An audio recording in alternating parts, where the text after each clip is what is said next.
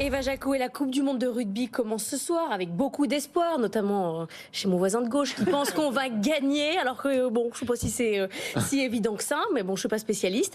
Des boutiques officielles ont ouvert dans des dizaines de villes en France. On s'intéresse donc au marché que représentent ces produits dérivés. Oui, maillots, ballons, bérets, casquettes ou mugs, au total 550 produits sont commercialisés autour de la Coupe du Monde de rugby. Ils sont vendus dans une centaine de points de vente officiels sur Internet, mais aussi aux abords des 9 stades, des fan zones, des pop-up stores ou des méga stores à Marseille et Paris. Alors justement, c'est la boutique parisienne qui est la plus grande jamais construite pour cet événement, 1000 mètres carrés sur la place de la Concorde.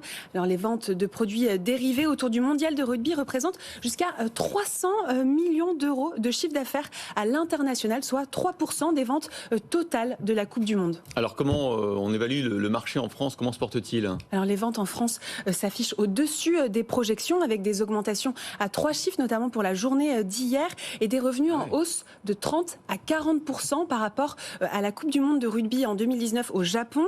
Et pour cause, cette année, nous sommes en France, terre de rugby, pendant 6 semaines avec 600 000 touristes attendus, souvent des CSP+, qui viennent d'Angleterre, d'Irlande, du Pays de Galles, d'Afrique, d'Australie, avec un fort pouvoir d'achat. Et d'ailleurs, saviez-vous qu'un panier moyen d'un fan de rugby, eh bien, c'est 70 €, soit 2 fois plus qu'un fan de foot. C'est un sport plus, CSP+, peut-être. C'est un sport un peu plus chic, peut-être. Et puis surtout, au fil de ces précédents matchs, l'équipe de France a apporté des garanties, poussant les retailers à prendre plus de risques sur les stocks des produits. Alors justement, qui sont les licenciés? Qui sont ceux qui vont utiliser la marque rugby? Alors au total, il y a 40 licenciés qui développent et vendent des produits dérivés. Auchan, Leclerc, Carrefour, Intermarché pour la grande distribution. Tout le monde, quoi. Ouais. Oui, ils s'y sont tous mis, évidemment. Et puis pour les distributeurs spécialisés, Decathlon, Go Sport, Intersport, Sport 2000, et même des enseignes...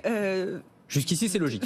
En fait, jusqu'ici, ça va. Qui n'est pas sponsor du rugby, du coup, hein, c'est ça. Et qui habillent, même Gémeaux ou Jules, eux aussi, profitent de ce temps fort. Alors ces distributeurs, ils commercialisent des mix de produits dérivés, Coupe du Monde et Fédération française de rugby. Et ça part très vite, alors souvent en amont de la compétition, et puis au moment où voilà, la compétition se lance. Donc aujourd'hui, à mon avis, on va avoir des chiffres records. Et puis les ventes de maillots sont instantanément boostées quand une équipe voilà, gagne. Enfin, en tout cas, je m'entretenais hier avec des professionnels qui me disaient qu'ils craignent même des ruptures de stock d'ici les demi-finales.